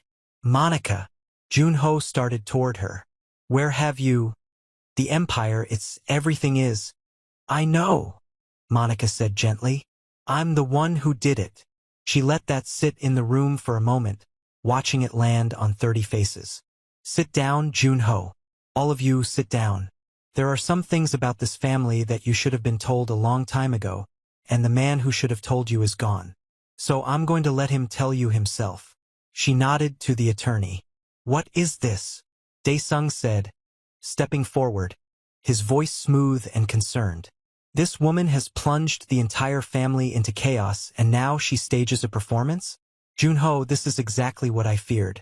We are bleeding to death and she is putting on a show. We need to act, not uncle, Monica said. It was the first time she had ever called him that, and the warmth in her voice was so total, so genuine, that for half a second Dae-sung's careful mask slipped and pure animal fear looked out from behind his eyes. because she had never called him uncle in 6 years. She had been too careful. And he understood in that instant that the only reason she would call him uncle now, here in front of everyone with that gentle smile on her face, was that the waiting was over and she had finally come for him. "Sit down," Monica said softly. "You're going to want to be sitting down for this." The attorney placed the black case on the long table, opened it, and withdrew a small device. "6 years ago," he said, his voice steady, "Chairman Park Sung-min recorded a message and placed it in my care, with strict instructions. It was to be played only on the day his family had so completely failed to recognize the worth of a certain person that the empire itself was in danger of being lost. He believed that day might never come. He hoped it would not." The attorney looked up, and his gaze fell, just for a moment, on Madam Park. "It came tonight." He pressed a button, and the voice of the dead chairman filled the great hall. It was unmistakably him, that low, deliberate, iron voice that half the people in the room had feared for most of their lives, and the sound of it made grown men flinch and made Madam Park press a trembling hand to her mouth. The recording was simple. The chairman did not raise his voice. He never had needed to. "If you are hearing this," the recording began, "then I am dead, and something has gone very wrong. Specifically, something has gone wrong that involves a woman named Monica Jackson, my son's wife, and the single most valuable person this family has ever produced. If you are hearing this, it means you have driven her to use the authority I gave her. And that means one thing above all others. It means you failed to see what she was. You failed her. And in failing her, you very nearly failed all of us." The chairman's voice hardened. "So let me tell you what she is, since you could not see it for yourselves. 6 years ago, this family was 4 days from destruction. Not weakened, destroyed. A government task force had us cold. A traitor inside our own house was selling us to our enemies one piece at a time. War would have finished us. Surrender would have finished us. Every person in my inner circle had run out of answers, including me. And then a woman none of us had ever heard of walked into a windowless room, and in 4 days, without raising her voice, without a single act of force, she found the knife in my back and removed it so cleanly I barely felt it leave. She exposed the traitor. She broke the conspiracy. She saved every life in this organization, including the lives of the men who are probably, even now, wondering why a foreigner is standing at the center of their family. She did it again the next year and the year after that, and every year since, quietly, invisibly, asking for nothing. Not a title, not a place at the table, not even the simple courtesy of being called by her name. In her chair, Madam Park had begun, silently, to cry. "I gave her the keys to the foundations of this empire," the recording continued. "Not because I loved her more than my own son, but because I trusted her judgment more than I trusted the world to be kind to her after I was gone. I knew what would happen. I knew my family. I knew that the moment I was no longer there to defend her, the smaller souls among you would begin to grind her down, would mistake her silence for weakness, her patience for submission, her grace for the gratitude of someone who knew her place. I knew you would humiliate her. I prayed I was wrong." A long pause. "If you are hearing this, I was not wrong." And then the chairman's voice softened and changed, and every person in that hall understood that he was no longer speaking to all of them. He was speaking to one person. "My wife," the recording said. "If you are hearing this, and I believe in my heart that you are the most likely reason any of you are hearing this at all, then I need you to listen to me one last time because I am no longer able to say it to your face. I loved you for 40 years. But I watched you spend the last of those years trying to make a great woman earn a place she had already earned 10 times over before you ever met her. You looked at Monica and you saw a stranger. I looked at her and I saw the reason our son would survive me. You spent your strength trying to make her feel small. And the tragedy, my love, the tragedy I could not save you from, is that the day you finally succeed, the day you finally break her, will be the day you discover that she was the only thing holding the roof over all of our heads." The voice was almost tender now. "If you are hearing this, you have failed her. And I am so sorry. Not for her. She will be fine. She has always been fine. I am sorry for you, because you have just learned, too late, what you threw away."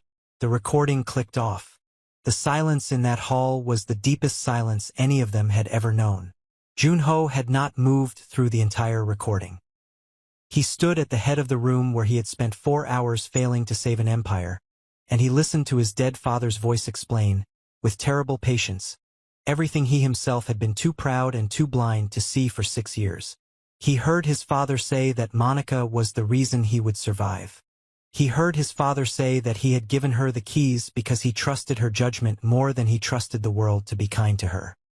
He heard the word coward in his own mind, in his own voice, laid over the memory of a single second in a ballroom. And by the end of it, this hard young man who frightened ministers, who had not wept at his own father's funeral, was gripping the back of a chair so tightly his knuckles had gone white, and his eyes were shining, because the recording was not just an indictment of his mother. It was an indictment of him. His father had warned him, in death, of the exact failure he had just committed in life. You will have to choose, again and again, between the woman who gave you life and the woman who gives your life meaning. And tonight, when it mattered most, in front of everyone, he had frozen, and chosen neither, and nearly lost it all. He looked at Monica across the room, and for the first time he understood the full size of what he had stood beside for 6 years and never once truly seen. Madame Park was weeping openly now, her proud face collapsed, every insult of the last 3 years crashing back down on her at once. The seating chart, the portrait, the 4 cold words at the wedding, the finger pointed across a crowded ballroom. She looked at Monica through her tears, and her mouth moved, but no sound came out, because there was nothing left to say that her dead husband had not just said for her. But the attorney was not finished. There is a second document, he said. He reached into the black case again and withdrew a thick sealed envelope, its wax stamp bearing the old chairman's personal seal. The room, which had thought it could not be more stunned, leaned forward. This was placed in my care at the same time as the recording, the attorney said. It is a legal instrument, executed years ago, fully binding, and witnessed by parties whose authority no one in this room can challenge. I have verified it. It is real. He broke the seal. He unfolded the document. And he read, in a clear voice, the thing that the chairman had hidden so deeply that not even Monica had known its full extent. Pursuant to the instructions of Chairman Park Sung-min, executed in secret and held in trust, 49% of the entire holdings of the Park family, its assets, its enterprises, its protected reserves, and its controlling interests in their entirety, were transferred years ago into a protected trust. The attorney looked up. The sole beneficiary of that trust, the legal owner of 49% of everything this family possesses, named in this document in the chairman's own hand, is Monica Jackson. The room exploded, not with violence, with sound, with 30 voices crying out at once, with men surging to their feet, with the pure animal shock of a foundation shifting beneath people who had believed they stood on solid ground. Monica Jackson did not own a place at the table. She owned the table. She had owned nearly half of everything, for years, while they left her name off seating charts and introduced her as my son's wife. The woman they had pushed to the edge of the family photograph had been, the entire time, the second largest owner of the family itself. A council member said the number out loud, twice, as if saying it might make it false. Another sat down hard, doing the arithmetic on his fingers like a child. 49 here, the chairman's heir there, and the unbreakable wall that those 2 numbers made when you stood them side by side. A third turned and stared at Madame Park with an expression that was almost pity, because everyone in that room was performing the same cruel calculation at once. Every cold dinner, every slight, every time the matriarch had introduced the foreign woman as nobody's name at all, and the foreign woman had owned half of everything the whole time and had said nothing, and had simply smiled and let them. The size of what they had done to her, and the size of what she had chosen not to do back, landed on the room together, and it was almost too large to hold. Some of them could not look at her. Some of them could not look away. And Madame Park, who had told this woman to her face that she would never be one of them, finally understood that she had spent 3 years sneering at the single largest stakeholder in her own family's survival, and that the woman had let her, out of nothing but a promise to a dead man and a patience the old matriarch could not even begin to comprehend. And in the middle of that chaos, one man did not cry out. Park Dae-sung had gone perfectly, terribly still, because Dae-sung, alone among them, understood the full meaning of what he had just heard. 49%. Combined with Junho's holdings, it was an unbreakable wall.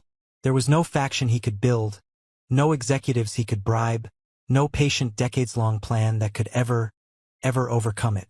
His path to the throne had not just been blocked tonight. It had been blocked years ago, in secret, by a dead man and a quiet woman. And he had spent the last 2 years building a conspiracy against a fortress that had been finished before he laid his first brick. He had lost. He had lost a long time ago. He simply hadn't known it until this moment. And Monica was watching his face when he realized it. "There he is," she said softly, and every eye in the room turned to follow hers. "There's the face I've been waiting 6 years to see." "Monica!" Daesung's voice was smooth, but there was a crack in it now, a hairline fracture running through the marble. "Congratulations. Truly. This is a great deal to absorb, and I think we should all take time as a family to—" "Sit down, uncle. I will not be spoken to by. Sit down." She did not shout it. That was the terrible thing. She lowered her voice rather than raising it, and somehow that quiet command carried more force than any scream. And Park Daesung, who had plotted and smiled and waited for 50 years, who had buried his patience deeper than any man alive, sat down, because every instinct in his body told him that the woman in front of him was the single most dangerous person he had ever stood near, and that running now would only make the end uglier. Monica opened her slim folder. "For 2 years," she said, turning to address the Leadership Council, "this family has been quietly attacked from within. Most of you felt it and blamed it on bad luck, or on rivals, or on the foreign wife you were taught to distrust. Some of you were recruited into it without fully understanding what you were joining. I'm going to forgive that, most of you, because the man who recruited you is very good, and because I made a promise to the chairman that I would protect this family even from itself." She laid the first page on the table.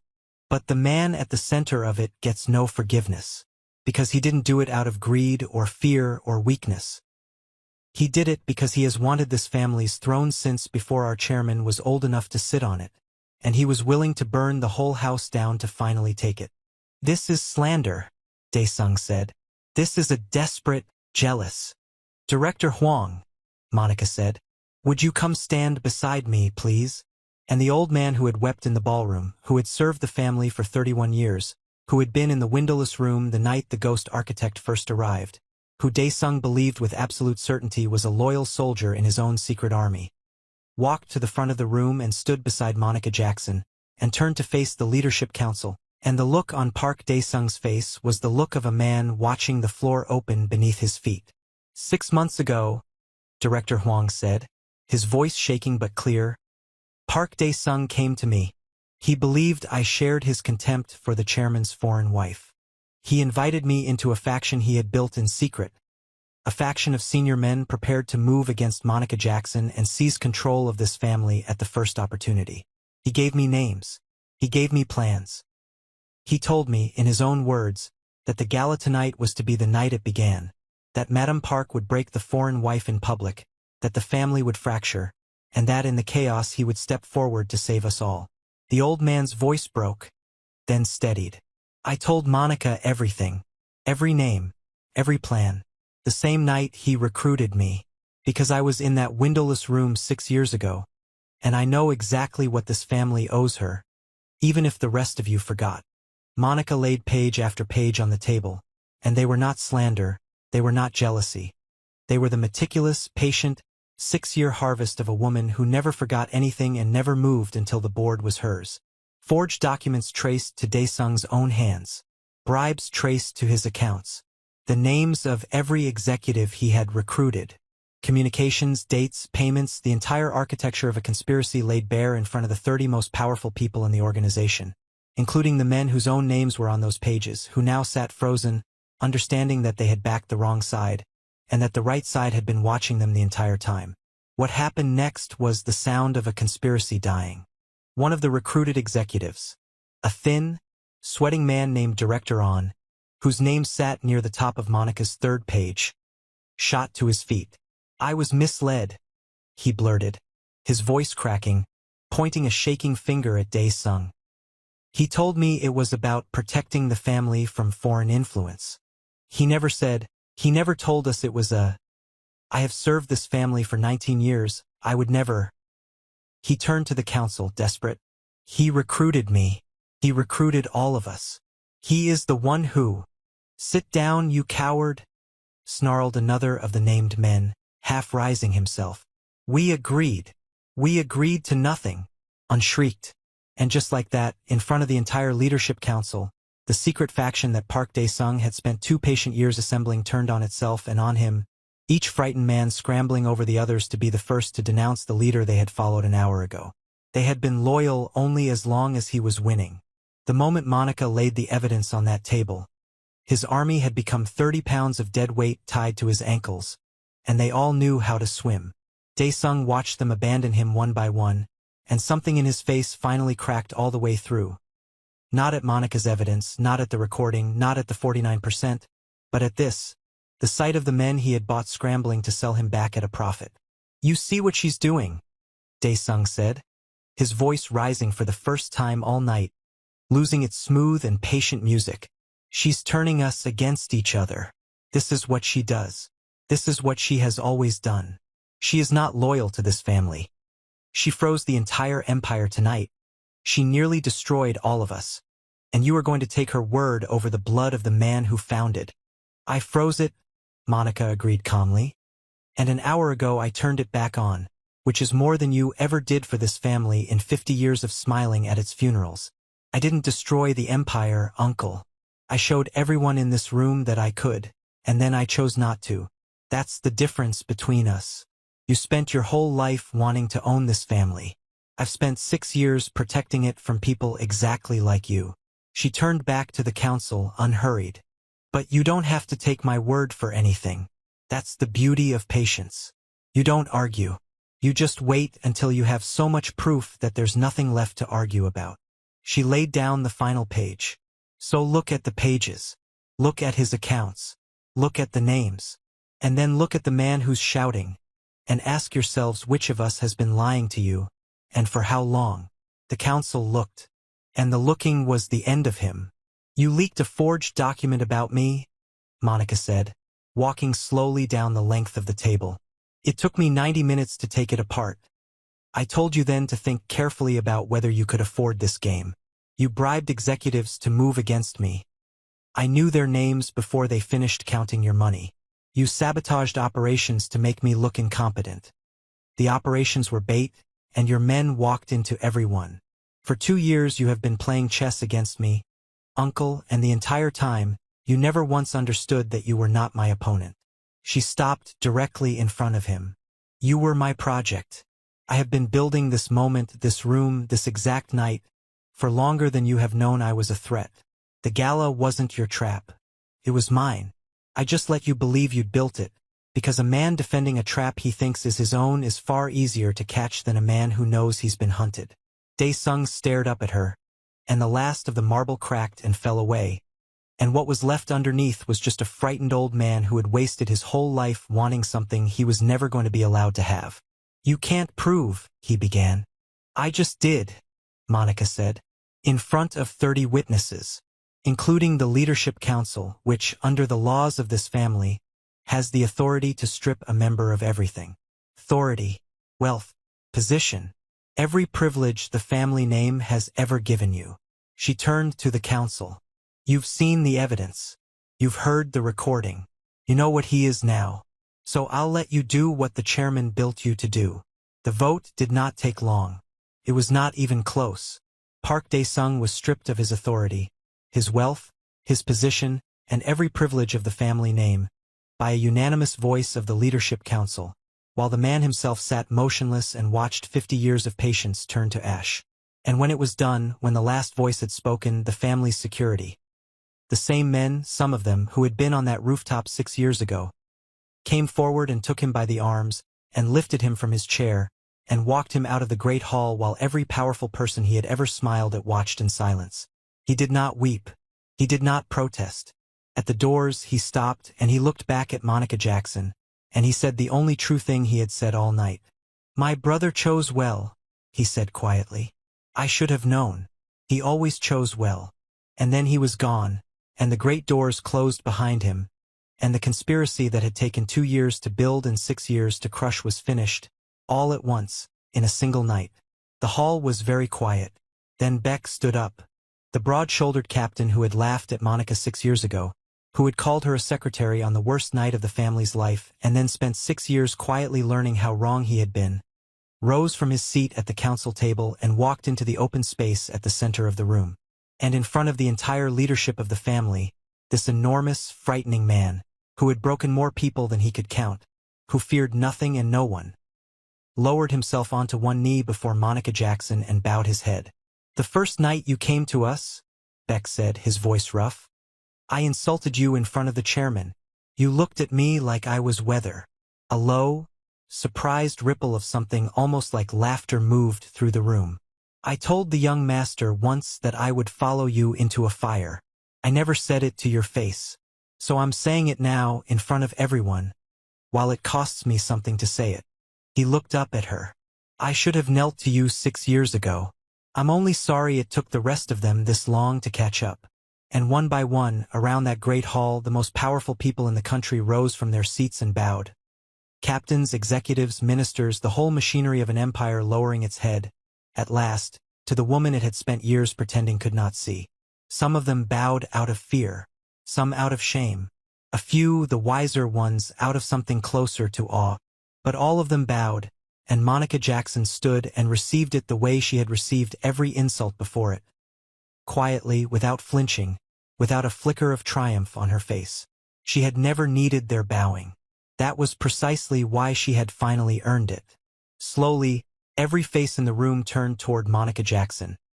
The woman they had ignored, the woman they had insulted, the woman who they now understood owned nearly half of everything they had and held all of their lives in her patient hands.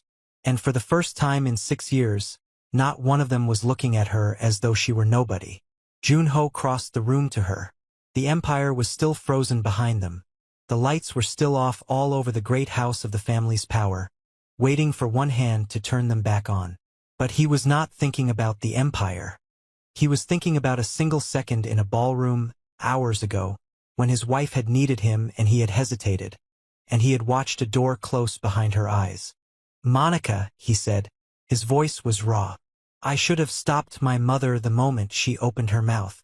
I should have stopped her years ago. Every dinner, every insult.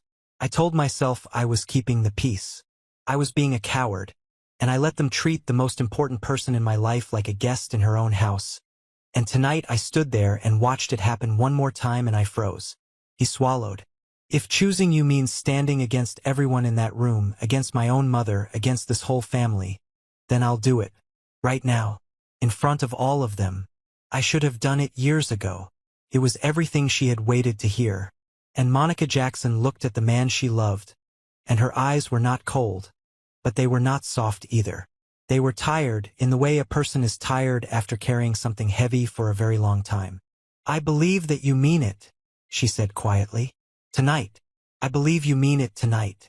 She reached up and touched his face, gently, the way you touch something you are saying goodbye to. "But you meant it tonight because tonight you finally saw what I was worth. You stood up for me the moment a recording told you I owned half the company and saved your family. And I need to know for myself, Jun-ho, whether you'd have chosen me if none of that were true.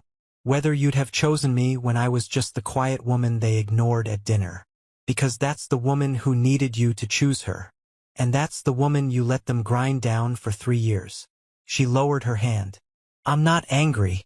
I'm just done being chosen because I turned out to be powerful. I want to be chosen because I'm yours. And right now, neither of us knows if you can do that. Including you." And then Monica Jackson did the one thing no one in that room expected. She turned the lights back on. She sent a single instruction, and across the country and across the world, the great machinery of the empire woke up. Accounts unfreezing, partners reconnecting, doors unlocking, the heart of the family beginning slowly to beat again. She had proven everything she needed to prove. She had no interest in destroying the thing the chairman had asked her to protect. And when it was done, when the empire was breathing again and the danger had passed, she set down her phone, and she looked at her husband, and she said, "The family is safe. Your uncle is finished. Your house is yours again." She picked up her slim folder. "I'm going to go now. Don't follow me. We both have things to figure out, and we can't figure them out in the same house." And for the second time that night, Monica Jackson walked out of a room full of the most powerful people in the country, and let the great doors close behind her, and left them all staring at the empty space where she had stood. Only this time, not one of them mistook her leaving for defeat. The months that followed changed Junho Park more than the previous 6 years combined. He did not chase her. That was the first thing, and it was the hardest, and it was the truest sign that he had finally understood something. Every instinct he had screamed at him to find her, to overwhelm her with apologies and gestures and the full force of his will, the way he had once charged at every problem in his life. But he remembered, now, the very first thing she had ever taught him, on the worst night of his life 6 years ago, that the strongest thing a person can do is wait. That speed is often just fear wearing strength's clothes. So he did not chase her. He let her go. And in the space her absence left, he began, for the first time, to become the man his father had seen in him. He tore the rot out of the family by its roots. The executives whose names had been on Monica's pages, the ones who had backed Dae-sung, who had been willing to move against the woman who saved them all. He did not destroy them in a rage. He removed them carefully, completely, the way Monica would have, and he replaced them with people chosen for loyalty and decency rather than fear. He built systems his father had never bothered to build, protections for the vulnerable members of the organization, checks against the abuse of power, structures that meant no future leader could ever again be bled slowly to death from the inside by a patient man with a grudge. He governed the way she had taught him to think. Slowly, completely, seeing the whole board. The rivals who had been waiting for the grieving young chairman to stumble found, to their confusion, that he had somehow grown harder and wiser in the very season they had expected him to break. There was a night, a few months in, that the captains would talk about for years.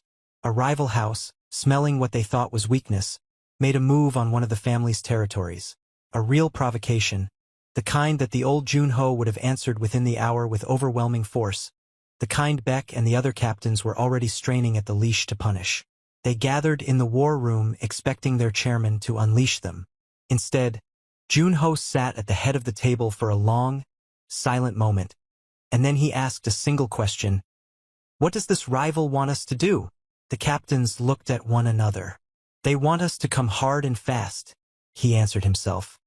"Because a fast, angry response is exactly the thing they've prepared for. So we won't give it to them. We'll wait.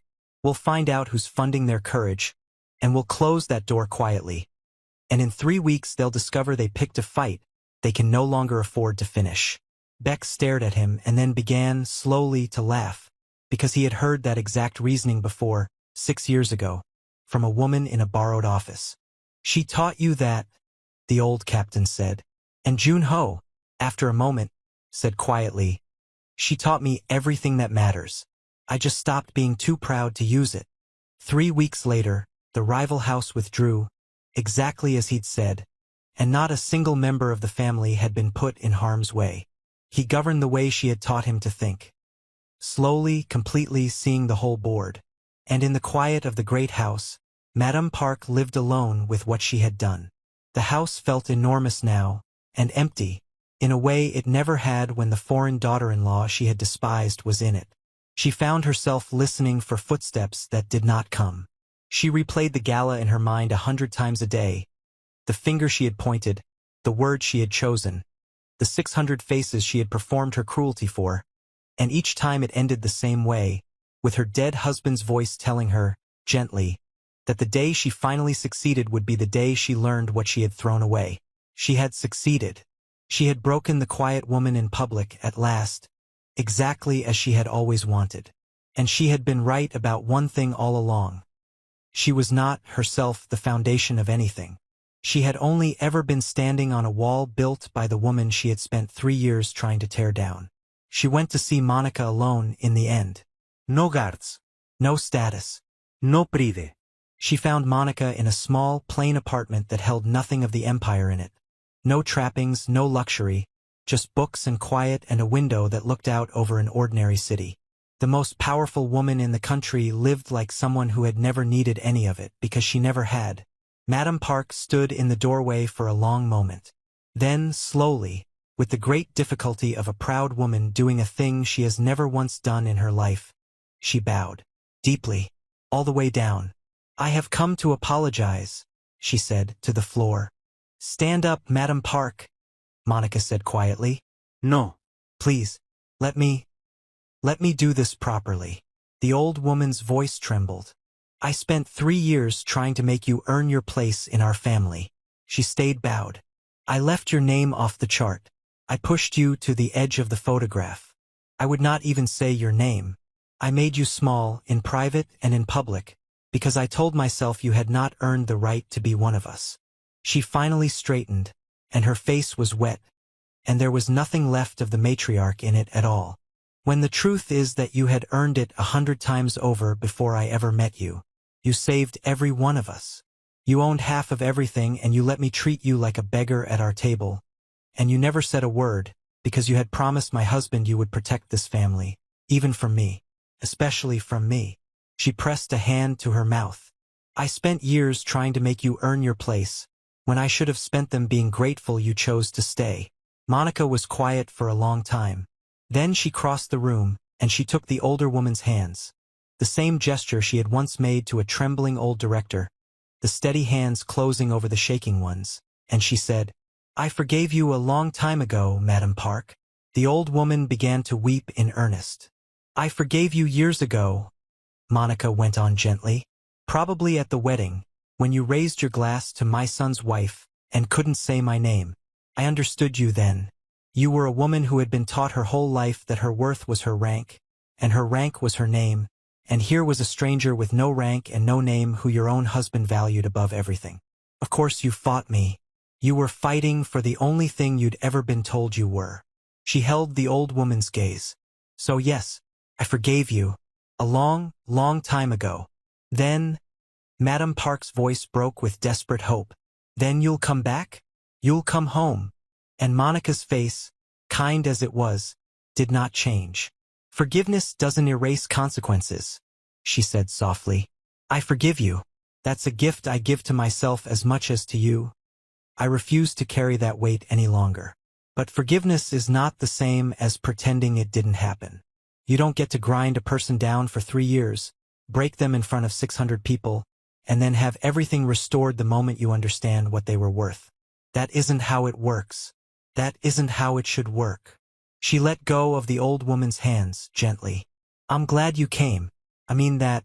But whether I come home is not a question you get to answer. It was never yours to decide. It's mine. And I haven't decided yet." Madame Park left that small apartment a smaller and a wiser woman than she had ever been, and she did not ask again. In the end, it was Junho who came, and he came the right way. Not to win her, not to overwhelm her, but to set her free. He came alone, with nothing in his hands. He had spent months becoming someone, and it showed. He was steadier, quieter, more like his father and more like her than he had ever been. He sat across from her in the small plain apartment, and for a while neither of them said anything, and the silence between them was not cold. "I came to tell you that if you want a divorce," Junho said finally, "I'll sign it today, right now. No lawyers, no negotiation, no conditions. You'll keep everything that's yours, which is most of everything, and you'll owe me nothing. I mean that. You owe me nothing, Monica. After everything this family took from you, the last thing I'm going to do is take one more day of your life that you don't want to give." He looked at her steadily. "I'm not here to ask you for anything. I'm here to give you the way out, if that's what you want. That's all." Monica studied him for a long moment. She saw the change in him. She had heard about it, the way he'd torn out the rot, the systems he'd built, the leader he'd become. She saw that he had come empty-handed, that he was offering her freedom instead of begging for her return, that he had finally learned the lesson that had taken him 6 years and a catastrophe to learn. She saw all of it, but she had been fooled before by a man who said the right things on the right night, and she had promised herself that this time she would be sure. So she asked him the only question that mattered. "If it happened again," she said, If you were standing in a room and your mother or this family or everyone you'd ever known was on one side, and I was on the other, and you had to choose in front of all of them with everything to lose, whose side would you choose? She watched his face. She had spent her whole life reading men who lied for a living. She knew the flicker that comes before a careful answer, the half-second of calculation, the search for the words that will land best.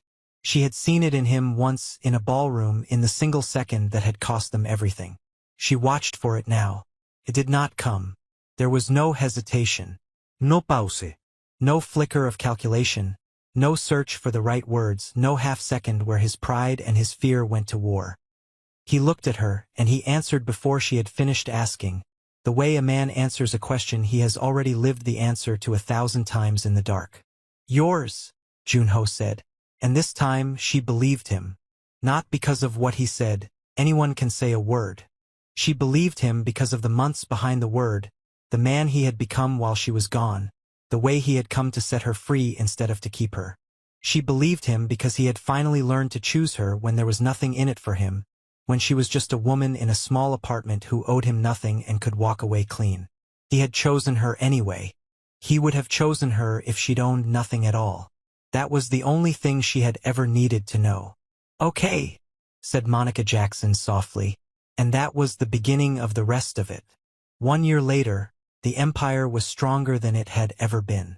It was cleaner, fairer, harder to break, governed by a man whose father would finally have been proud of him and a woman who had stepped, at last, out of the shadows she had lived in for so long. The family held a great celebration. Not a gala of cruelty this time, but a true gathering. The whole organization assembled to mark a year of a strength none of them had ever known. The same kind of crowd that had once witnessed Monica Jackson's humiliation filled the great hall again. The same powerful people. The same chandeliers. The same marble floor where her heels had once struck the only sound in a silent room. And once again Madame Park rose to speak. The hall went quiet, the way it always did when the matriarch stood. But it was a different quiet now, and she was a different woman, and everyone in that room could feel it. She lifted no glass of triumph. She pointed at no one. She stood, an old woman who had learned the hardest lesson of her life, too late to undo it but not too late to honor it. And she looked across the room at her son's wife. A little over a year ago, Madame Park said, and her voice already trembled, I stood in a room very much like this one, in front of people very much like all of you, and I pointed at this woman. She did not look away from Monica, and I told her she would never be one of us. The room remembered. You could feel it remember.